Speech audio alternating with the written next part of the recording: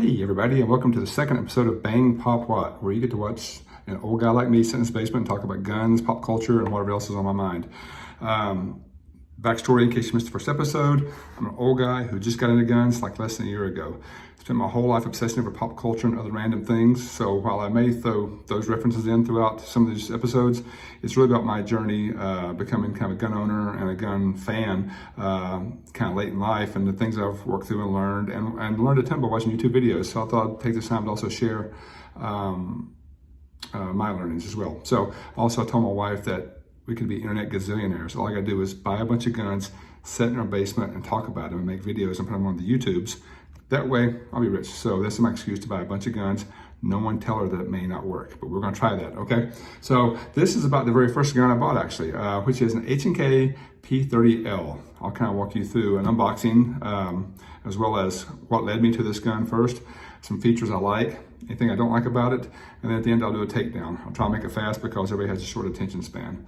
But in general, so also lo-fi, just my iPhone, so sorry, no fancy lights, cameras, music. In general, this is the first gun I bought, H&K P30L, came in a nice hard plastic case. It's hardish plastic case. Do the unboxing here. The gun is clear. I'll show you again in a second in case this thing ends up pointing at my face. But again, you got the box, inside the box, padded on one side.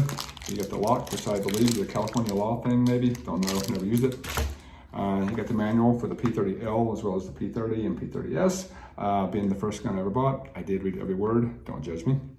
Let's see, that was a flashlight that came with it. You got this thing, which I don't know what it does, and I probably was in the book and I forgot already. And also a very cool sticker. Don't really use stickers, but it's a nice one. Then the gun itself, right within the gun. So it comes with two magazines, so I think 17 magazines.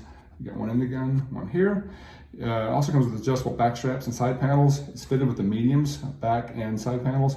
It comes with large and small back straps and side straps as well, so you can customize it any way you want to. It also came with this handy thing, which I didn't know what it was when I first bought it, but it's a mag loader, which I really appreciated after the first time I tried to load it by hand and wore my fingers out. So I understand they make better ones, but of all the guns I bought, this one is the most complete kit that came with a nice extra feature like that. So anyway, very cool gun. So the gun itself, right here.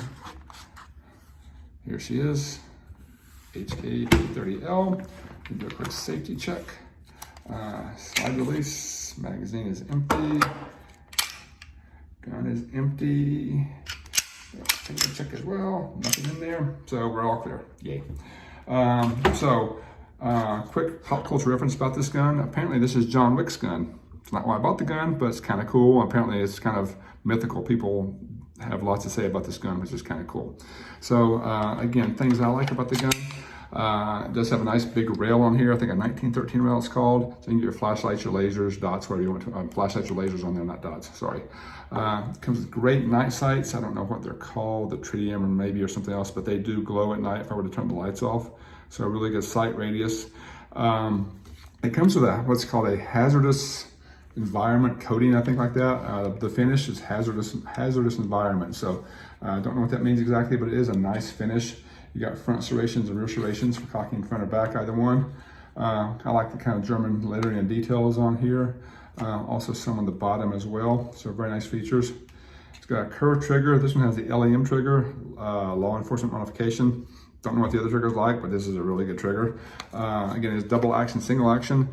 What led me to this gun, I should probably back up, is that when I did all my research, when I decided the gun I really wanted to have was a 6-hour P226. That was the gun. That was the mythical gun I wanted to buy. Spent tons of time looking for it in local stores, even expanded my search radius 100 miles in stores. No one had it. This is before I realized I could buy anything I wanted on the internet as well. More about that in another episode. But I finally made the decision to pull the trigger on a gun. And I went to my local gun shop, Ozark Armory in Springdale, Arkansas, with amazing customer service, great selection, but amazing customer service. Told them I was really kind of obsessed with the double action, single action, kind of home protection style gun. Wasn't thinking concealed carry. Just want something big with the dual action, single action trigger, double action, single action trigger. They let me handle every gun in the store and touch them all multiple times, and they, they're just great with service. Talk about the reputation of the companies. Didn't touch any striker fire guns, so I didn't touch any Glocks, any of the other things that weren't hammer fired. So, and that, once I touched them all, this gun felt the best by a mile of all the guns in the store. It just feels really good in your hand. The ergonomics are great on it, and you can adjust them 8 ways to Sunday with different backstrap settings. So again, it does come, let me reset this, with a double action, single action trigger, very heavy first pull. Boom, there you go. I don't have the measuring thing, but I think that's well over 10 pounds I saw on someone's site. I just back the slide a little bit. The reset is here. And another pull. Another reset. Very light second pull for the single action part of the gun. So again, curved trigger, I think that's, again, LEM trigger, very, very nice to shoot. You got the front and rear serrations. The other thing I really love about the gun that the guys at Ozark Armory helped me with is it's actually one of the truly ambidextrous guns. It has a slide release on this side, there, as well as on this side. Now, they do look slightly different and also doubles as a takedown lever, which I'll talk about that in a second. And the other feature I love about the gun that the guys at Ozark hated, at least the guy who helped me and many people don't like, is the magazine release. It's got paddle releases, again, ambidextrous, left and right. So instead of having the button here on the side, it's got the paddles right down here. Some people are afraid they can get their trigger finger off there and release the paddle maybe. Sorry, that wasn't very clear.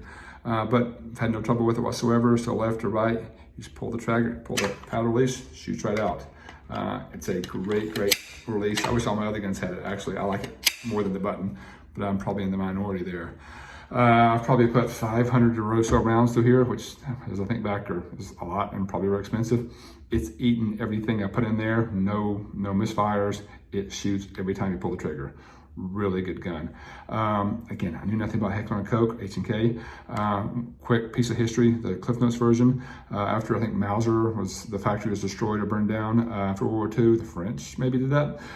Three engineers from Mauser took a bunch of equipment and started making their own factory, I think, to make just other machinery, bicycles mostly. So it was Heckler, Koch, and some other guy who didn't get his name on the gun. Don't know what his deal was. Probably could be down Wikipedia, but Heckler and Koch had this company, and in the 50s, I believe, the German military or police needed submissions for a rifle, and they decided they would try to submit one, and they won the competition, or they won the submission, and I think the rest is history. They apparently make really, really fine guns, kind of expensive guns as well. But again, great guns. I believe actually the rifle that was used to shoot bin Laden was a heavily modified H&K of some sort. If I were good at editing, I would post a picture of it like right there, but I'm not going to be, so there'll going to be no picture there. Anyway, so love, love, love the gun. If there's anything I don't like about it, of all the other guns I have, you can kind of carry it cocked and lock, or you can cock the trigger.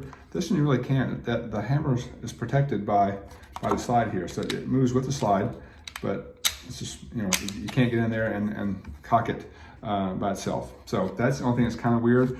And the other thing, I don't shoot this gun particularly well. If I bench it and dead aim it on sandbags and I hit the bullseye, it shoots perfectly straight. This is a me issue, obviously. I shoot low and left a lot with the gun, so maybe I need to adjust this with bigger back straps or bigger panels on the side. It could be my finger, it is kind of far in there, where my other guns doesn't come as much in there. So I'll probably will play with the grips, see if I can shoot better. The gun itself is deadly accurate. I suck. So again, that's kind of the highlights of the gun for me. Let me see if I can do a quick takedown for you here without stopping the camera. There's one part that's kind of tricky. So again, the takedown is going to be, we're going to push through, once you pull the slide back, let me just do that. Eject the magazine.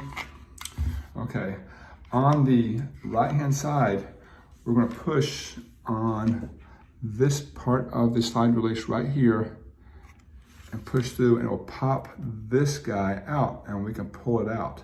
But all I gotta do, I gotta pull back and align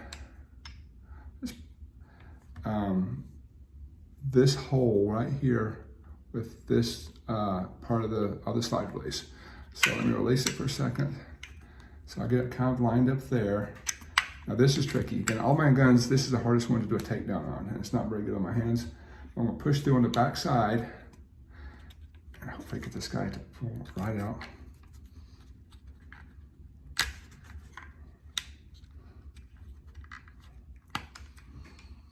So once you push through on this side, you can see that the slide release, let me get my knuckles out of the way, pops out right here away from the gun.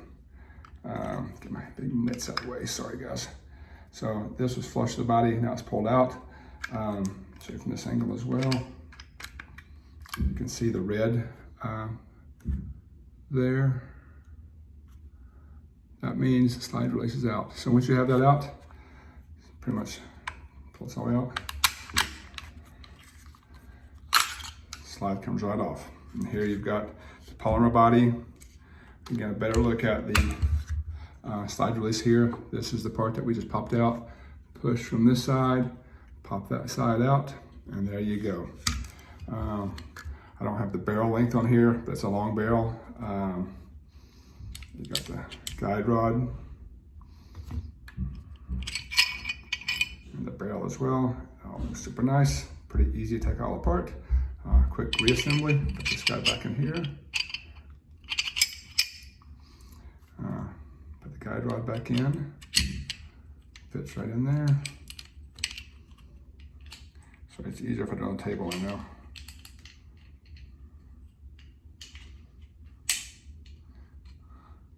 And that just locks right on top of the barrel there. It's kind of hard to see, sorry. I don't have better camera set up. And then just reverse the steps. Put this back on the slide.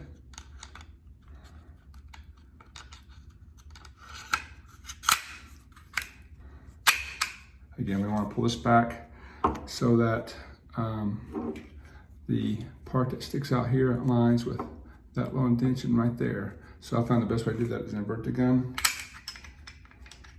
Hold it with my hand here. That's aligned. So now what I'm going to do is just push this in. And it's in. And a quick check. Double action. And single action. Super easy to clean, super easy to shoot. Great gun. Heckler and Koch P30L. Hope this helped. Hope you liked it. Thanks very much for watching. I'll try to be quicker with the next video so I can get this internet gazillionaire thing going. Thank you very much.